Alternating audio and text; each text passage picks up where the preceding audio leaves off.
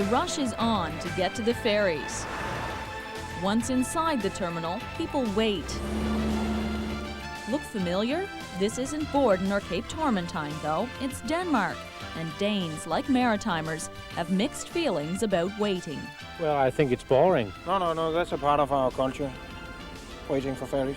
We want to go home now. The quicker the better? Yes. For these people, a solution is close at hand. A fixed link is well underway. With the bridge in the Northumberland Strait 3 years away, there are lessons to be learned in this tiny Scandinavian country.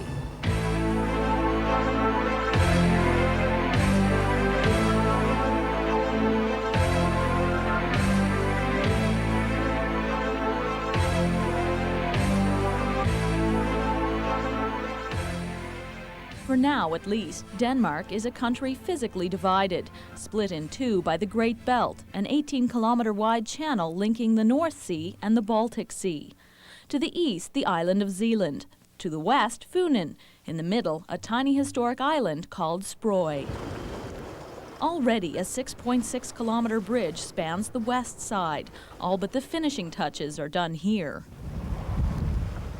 And construction is well underway on a suspension bridge of 6.8 kilometers that'll span the east side. They'll connect on Sproy, which has been enlarged to 3 times its original size by infilling. Denmark still relies heavily on the state railways to distribute goods, so the West Bridge has a separate rail bed for trains. It'll connect on Sproy with 2 parallel undersea tunnels near the East Bridge. Like the Maritimes, people in Denmark passionately opposed the link. The day the project was officially opened in 1988, protesters showed up with a coffin, complaining it would cost too much, damage the environment, and kill jobs. The fixed link is a costly undertaking for Denmark, with about the same population as Ontario. It all adds up to a whopping $5.5 billion. The public is financing the project through a private company set up by the government called Storebælt. The company will make its profit collecting the bridge tolls. People will pay no more and possibly less than it costs to use the ferry service now, about $100 a car return. The rail link is scheduled to open in just 2 years. Vehicles will cross only when the East Bridge is finished, scheduled for 1998.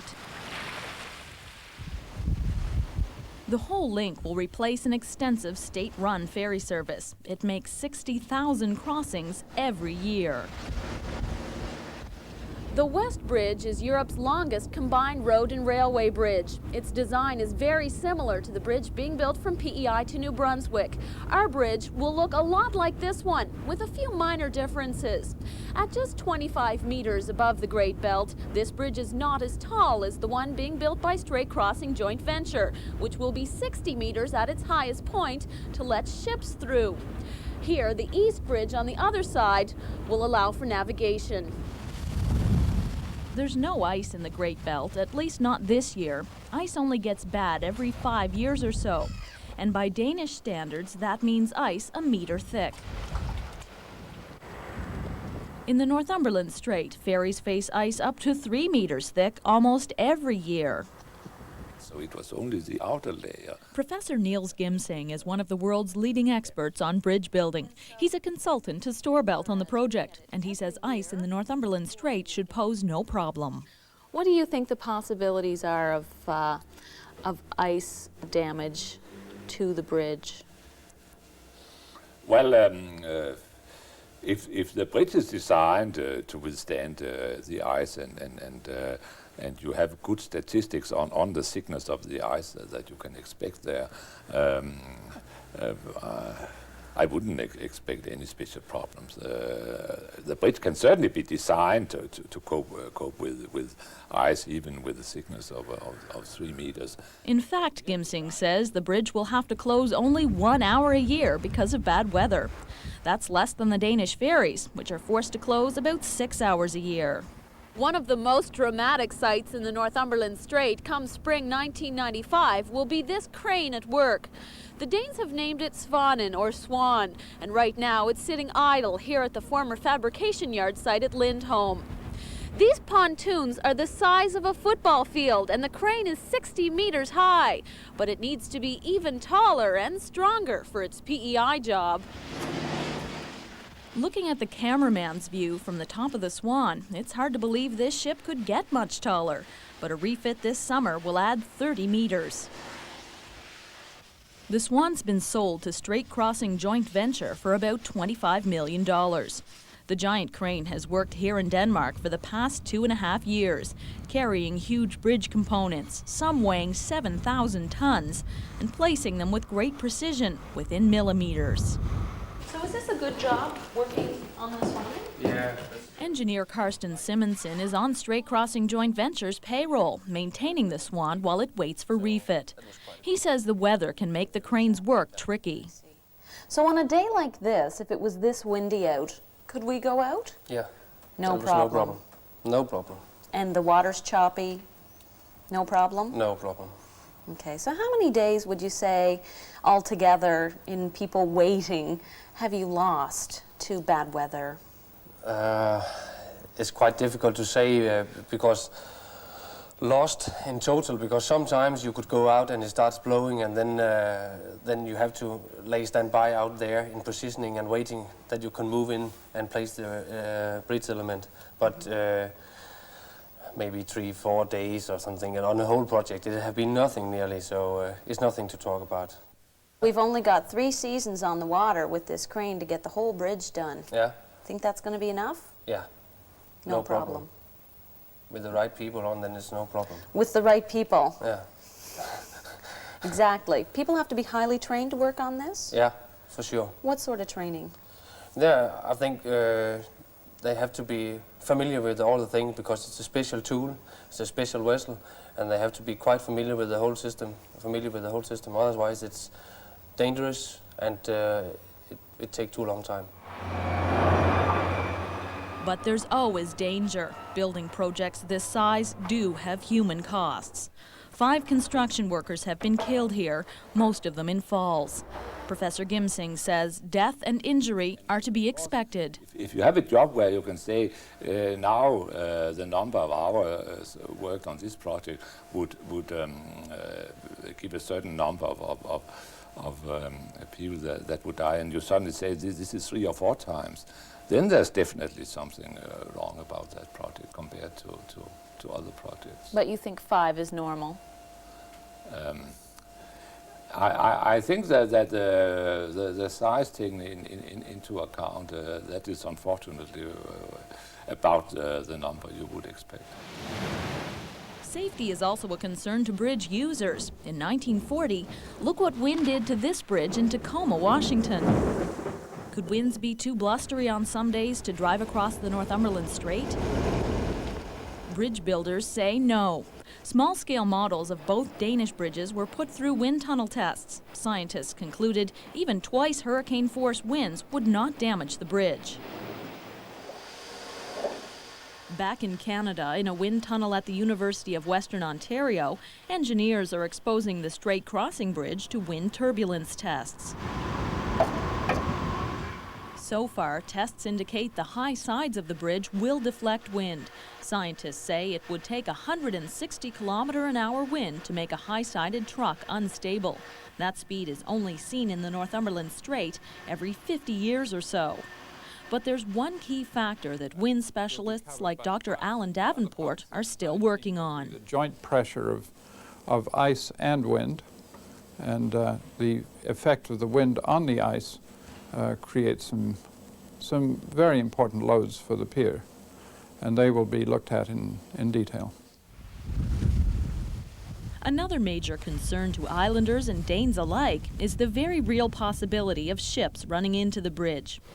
Even after the Danish link is complete, there will be more than 20,000 vessels traveling through the busy international waterway of the Great Belt every year. That compares with about 50 that ply the Northumberland Strait. The Danish builder has come up with a sophisticated video surveillance system to deal with ships that may go off course. Eric Bernicke is in charge. A number of long-range TV cameras are going to be set up. Infrared things that can see through fog and mist up there, that can see ships coming down from the north. Video cameras. Yes. And a similar set down here on the island of Langeland. They can identify the ships and they can see if they are big or high enough to be a danger to the West Bridge. And then right here on the bridge there'll be a third set of cameras with night vision, so if anyone comes along and tries to go through, they can be identified and photographed and be fined afterwards. And if someone runs into the bridge, you've got it on tape. Yes, but hopefully they won't do it because there's a man control center which will call captains on the radio and tell them to take another course so they don't get into danger. After all, if a ship hits the bridge, it's the ship that gets the worst of things. These precautions aren't in place yet. That may explain why 2 ships have already rammed the West Bridge. In 1992, a German captain went off course. He ended up clipping off the top 10 meters of his ship's mast. And last year, this ferry lost power and ran into the bridge. Minor repairs were needed to both. Will the bridge have to be shut down if such repairs have to be done when there is traffic? Not such minor repairs, that can be done without. What we are talking about is a major interruption where a very large ship comes full speed down and hits the bridge. If it moves the superstructure of the bridge, obviously the traffic and the bridge has got to be taken out of operation for repairs. But that really takes a major ship to do that. But it could happen. Well, risk analysis has said, or we have designed the bridge assuming that this may happen once every 10,000 years. And the bridge won't last that long. No. But in other words, the bridge is designed for 100 years. So we are allowing a 1% chance that it will happen once in these 100 years. 1%, eh? Yes. There are problems below the ground, too. In 5 months, the twin rail tunnels are scheduled to be finished. The project is more than 2 years behind and 40% over budget. That's $200 million. There's always a bit of a compromise in these things. Tunnel director Alistair Biggert also worked on the tunnel under the English Channel. He says there are always surprises when you go underground. It's the combination of these glacial tills with also the depth and the variability of the tills and the fact that it's the first tunnel in this country. All those things have combined to make it more difficult. Despite the difficulties, the Danish tunnel is almost finished, less than 2 kilometers to bore. In Canada, Public Works always maintained a tunnel was not an option for the PEI link. They said they were always over budget, seldom completed in time, and difficult to ventilate. Although 13 kilometres is quite a long distance, you can always cut that distance down by putting in, for instance, a couple of ventilation towers into the sea. Those towers could, in the same way as we have done here on Storebælt, they could be protected by small false islands to protect the towers against ice flows in the winter. The construction has provided 3,300 jobs, welcome jobs in a stagnant Danish economy.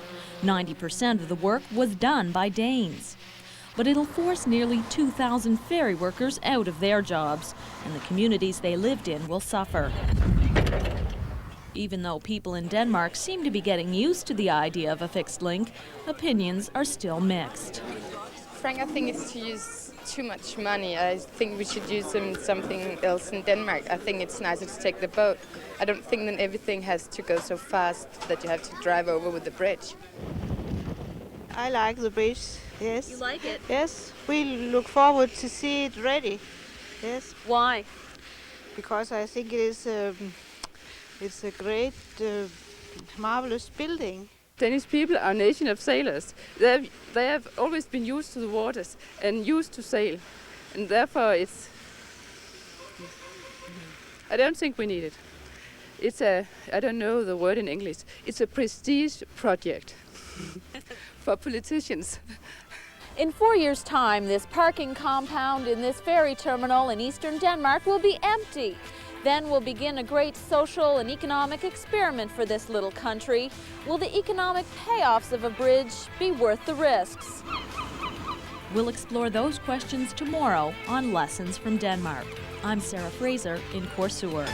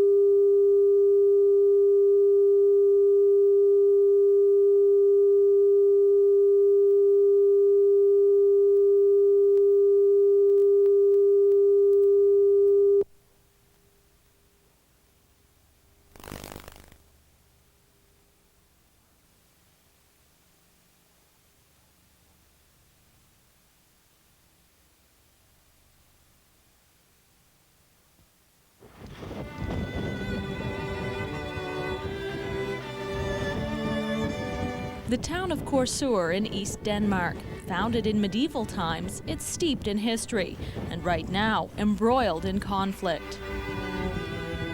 Like Borden and Tormentine, this sleepy town of 20,000 people has a lot to lose and a lot to gain from the fixed link.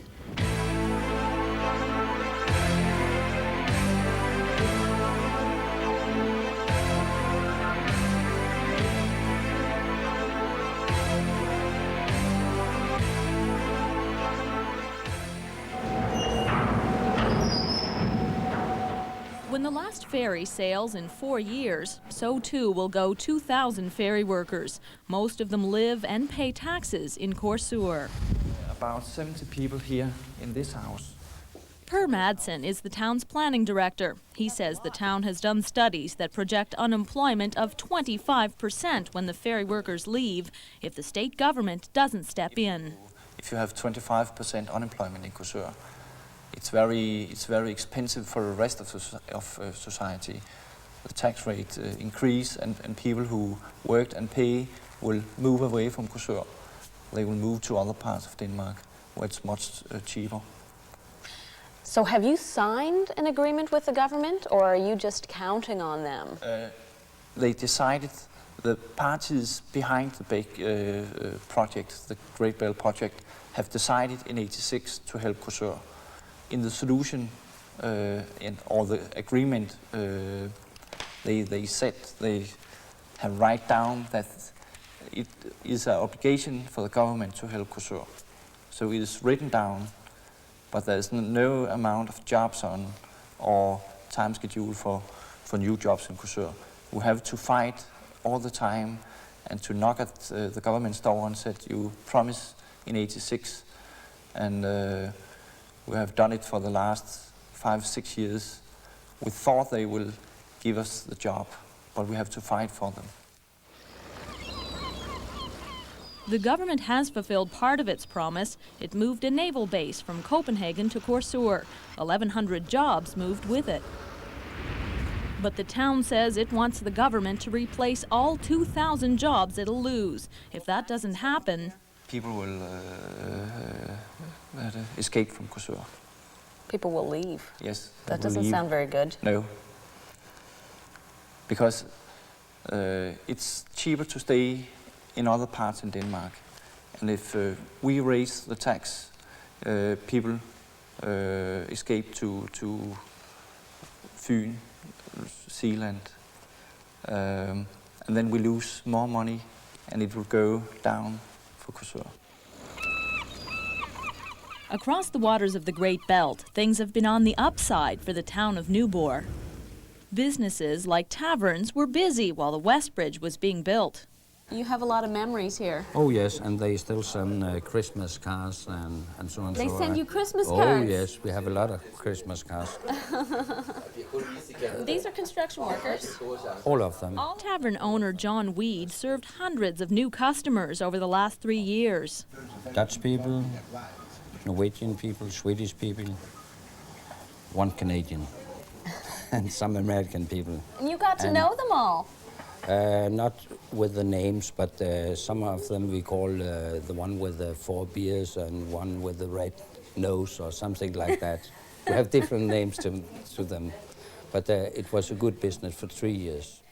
Weed has some advice for businesses in Canada that want to cater to bridge builders. But you don't have to change anything, and you must still be a Dane or a Canadian. You have to be yourself. I think people prefer that.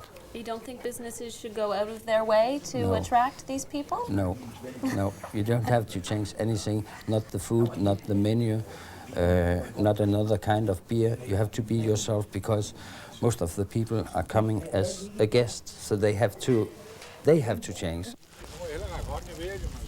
Mayor Niels Andersen says Nyborg took advantage of the good times while they lasted. We knew from the beginning that it was for a short period that they should build the Western Bridge, and now it's over. And we here in Nyborg, we must go on and have to go look forward and not to look back. Nyborg too will suffer when it loses 500 ferry workers, some of its best taxpayers. So the town is demanding the state government give it $20 million to buy the former bridge fabrication yard in the town, which the bridge builder turned into a useful deep-water port. We hope that we can get this compensation, not in understanding that way that there will be 500 new jobs from one moment to another moment, but that we have compensation so that we will get compensation so that we can have a basis from where we can go forward again. Andersen has some advice for towns like Borden and Tormentine. I would say when it is possible to get real compensation from the region or from the state, it will be a good thing to get it named and before you start to build the bridge. The government does have a plan for the 2,000 ferry workers on the east-west route. It's not a cash settlement like Marine Atlantic ferry workers are getting.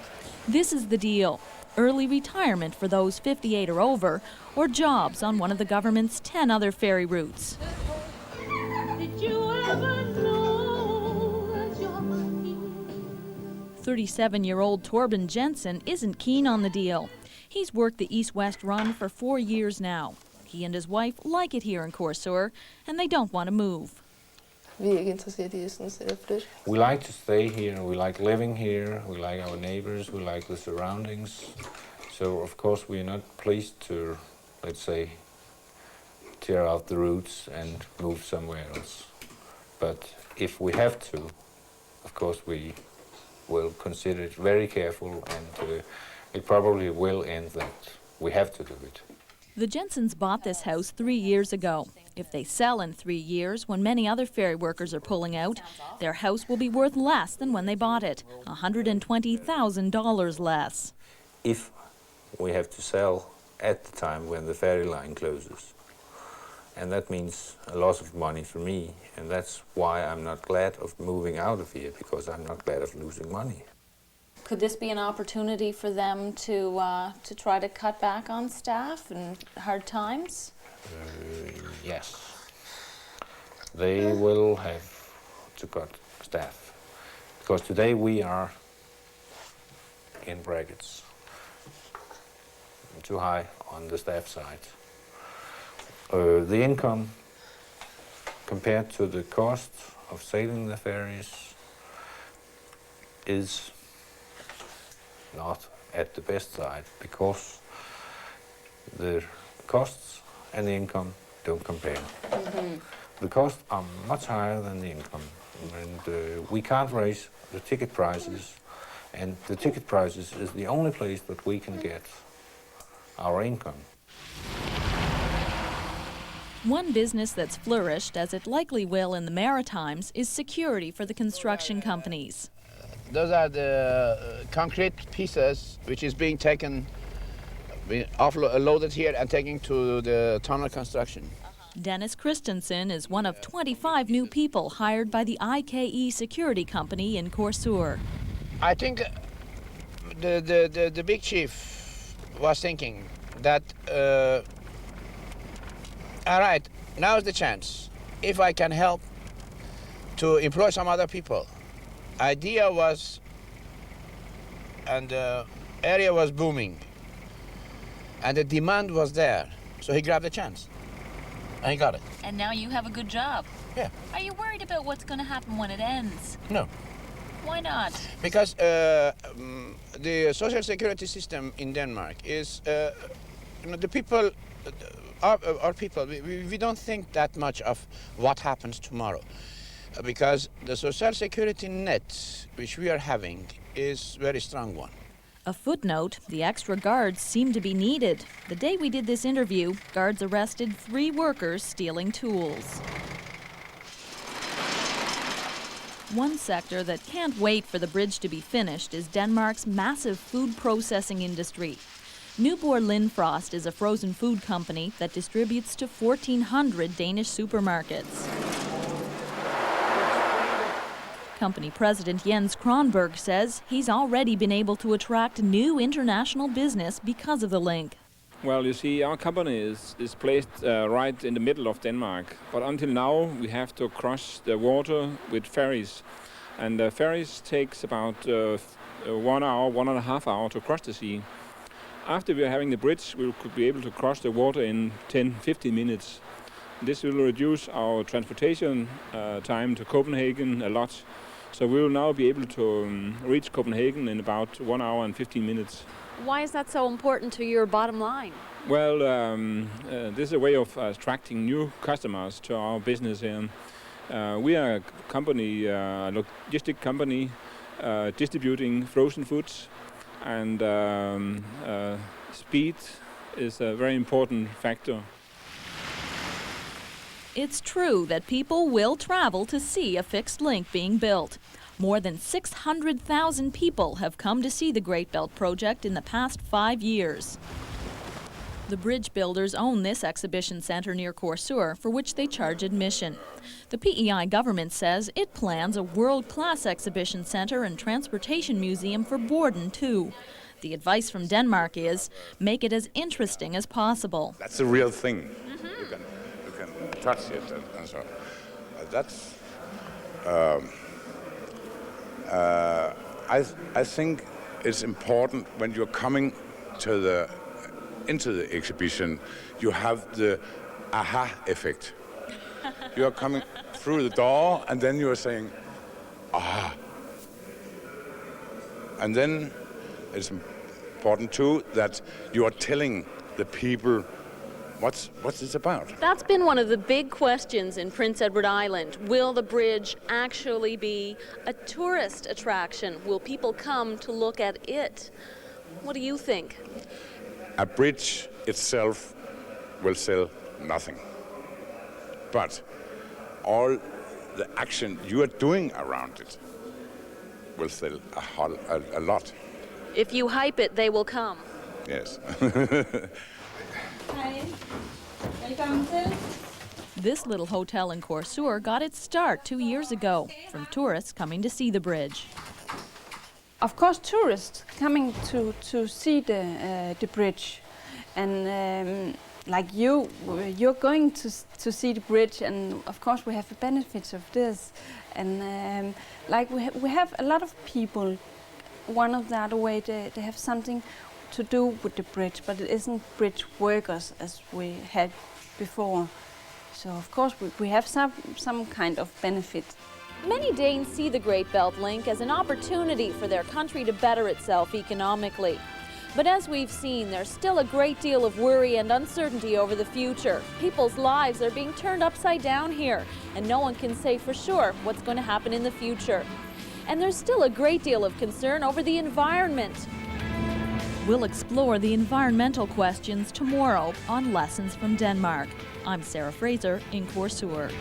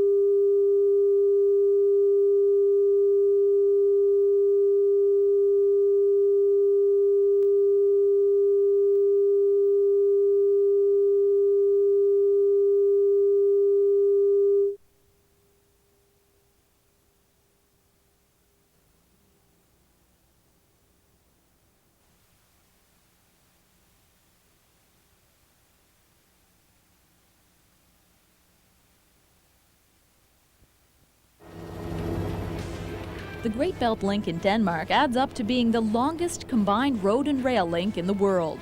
But there's great concern in some quarters over what this $5 billion megaproject has done and will do to the environment, especially the fishery.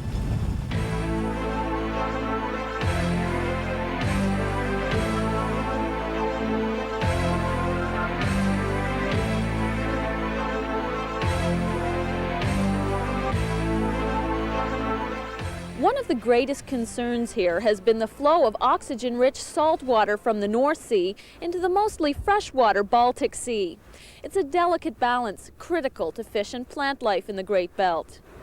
These pillars will block some of the flow, but the Danish government has decreed there must be absolutely no impact on the flow of water back and forth. So the company building the bridge has come up with what it calls the zero-impact solution. In order to restore the water flow, the company has dredged up huge tracts of the ocean floor. Storebælt's managing director is Mogens Bundgaard Nielsen, a former deputy minister of the environment. He says the zero-impact solution works. But at the end of the day, when we finish a job, or maybe 2 or 3 years later, you will have an environment in the Great Belt area which is very much like the one you had before we got there. Plus, you've got a beautiful bridge. It's one of the biggest construction projects in the world, after all. Plus, you get an environment which has not been damaged. You sound very proud of it. Well, you gotta be. I mean, this is an engineer's dream. I mean, what can you do? I mean, you put something here for the next 100 years. This is what you're doing with your bridges too.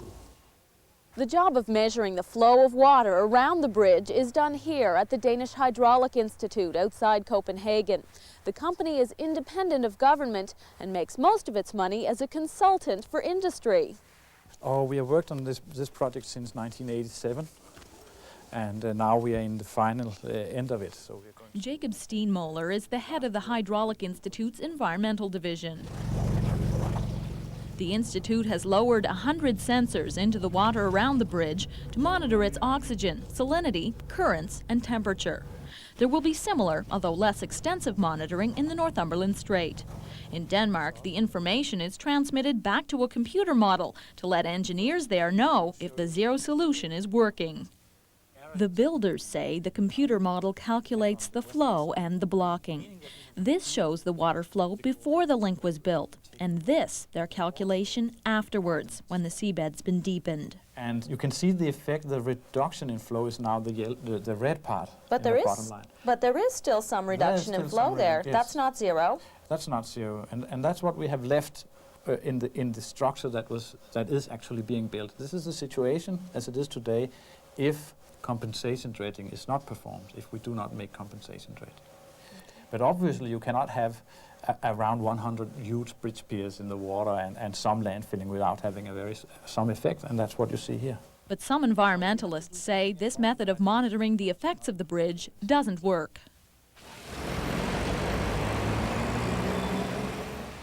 One of the most active environmental groups in this country is the Danish Society for the Preservation of Nature. Its headquarters are right here in downtown Copenhagen. David Railing, the Society's executive director, says the fixed link is bad for Denmark. He says the Danish people had no say in the project. It's hurt the fishery, and the whole thing will create excess traffic pollution. There is no such thing as a zero-tolerance solution when you are talking about a project of this magnitude.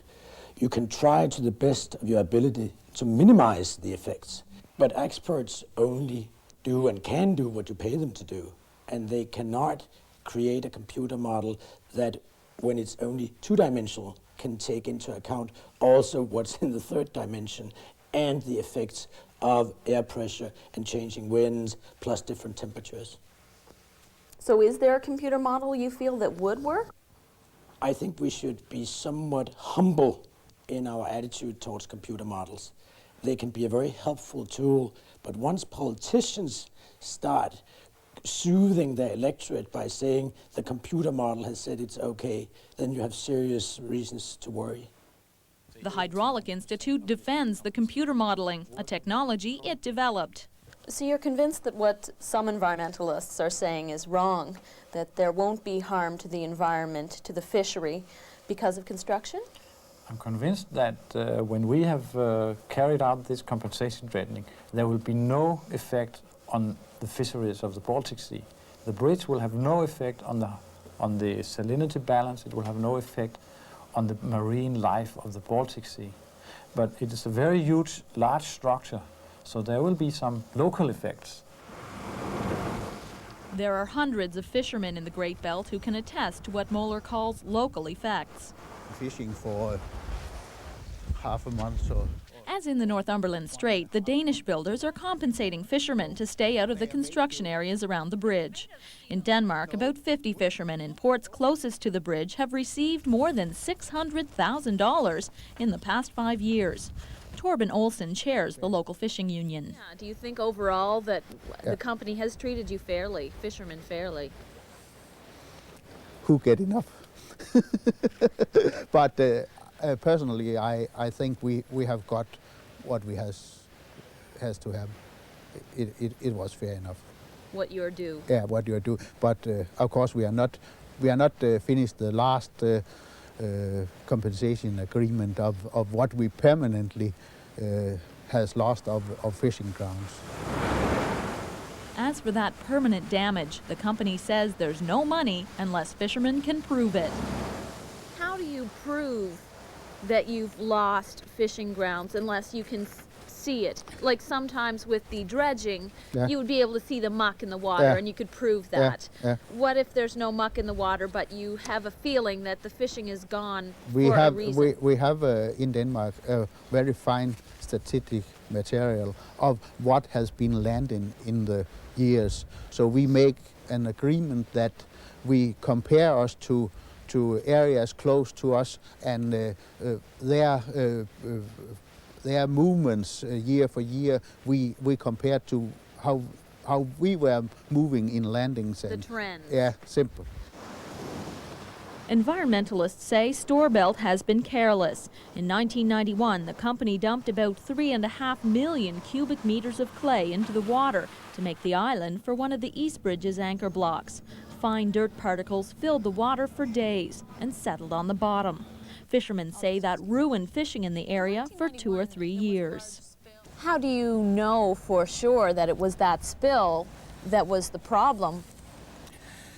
How can we be so sure? But it was the only thing that happened there. So, and was in that near area to where they have been working. So it is, I mean, it is the natural reason for all that what happened this year. Would the company admit to that, do you think? Yeah, more or less. Yes, more or less. Yeah, they have to, but we had to argue a little bit over it. But Did you get compensation for that? It was in some of the agreements of compensation we made that, but it was one of that it was one of the agreements we was not very pleased with. Not enough money. Not enough money. Strait Crossing Joint Venture says it plans to do only 1% of the dredging that was done in Denmark, and it claims that by using different equipment, less than 10% of the muck it dredges from the sea bottom will fall back into the water. As people in Denmark have seen, though, there are no guarantees. The Storebælt company originally promised less than 5% spillage. When it turned out that the spill of the different materials that were moved around was not 5% as was promised, but in certain instances actually 40%, the project should instantly have been discontinued. The Strait Crossing Bridge will be monitored by a so-called independent panel of experts from across Canada. $1 to $2 million will be spent. Storebælt's activity was also evaluated by a panel of experts.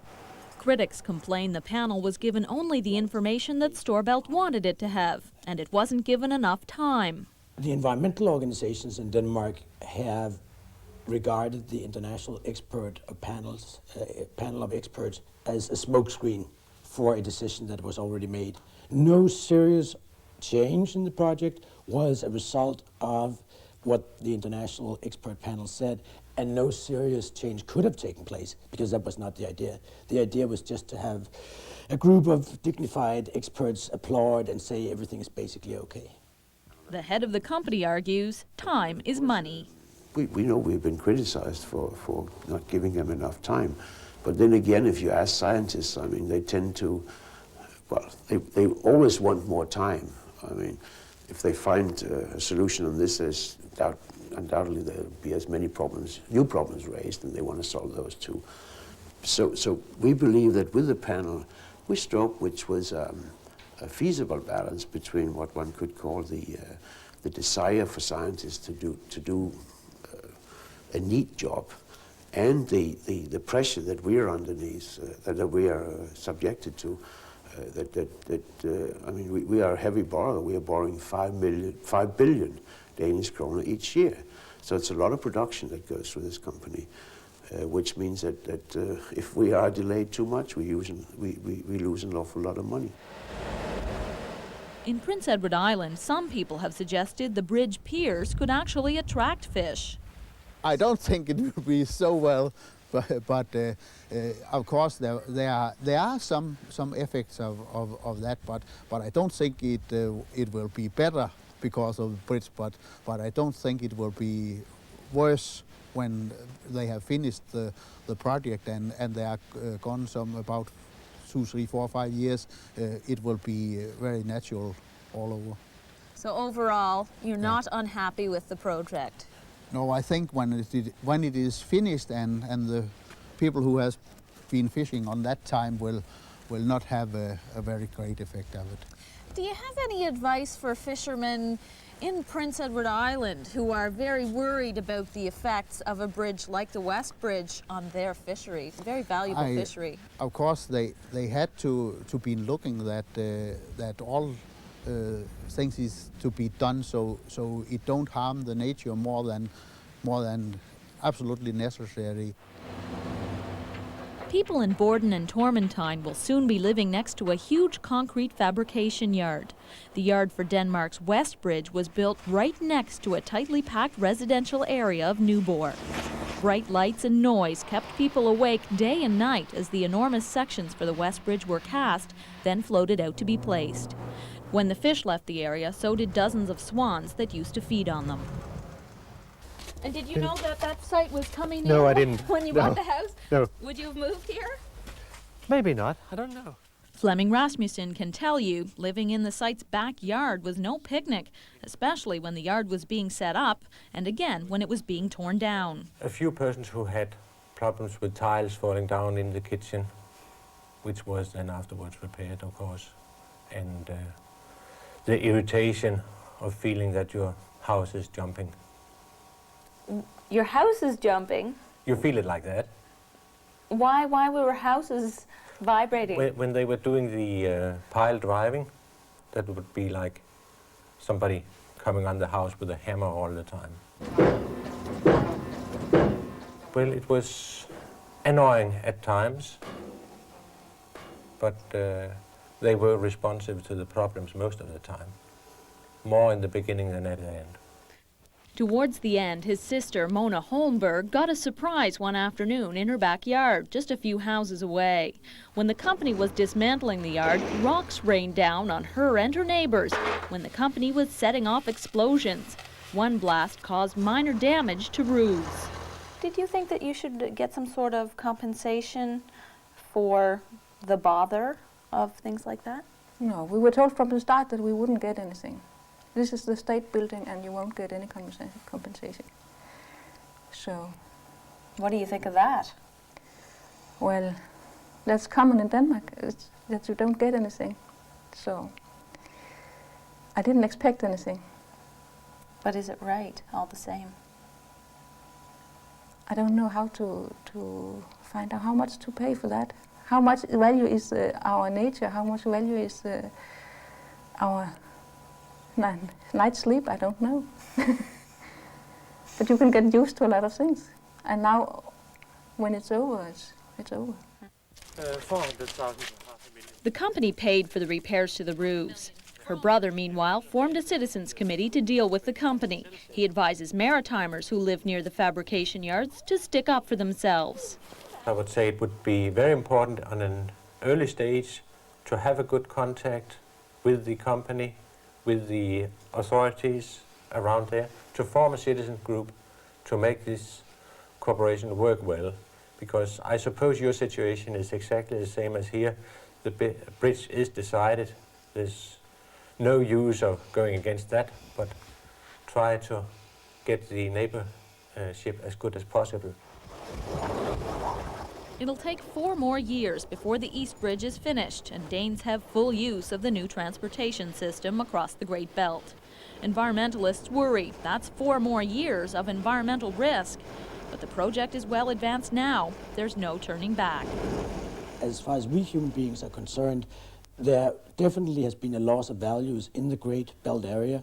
The Baltic may be literally in dire straits, and car traffic will be even more of a burden upon Denmark and Scandinavia. With the possible construction of 2 more bridges over the next 15 years linking Denmark to Sweden and Germany, this country sees prosperity across the water in the rest of Europe and in the emerging economies of the former Soviet republics. But there's a price to be paid.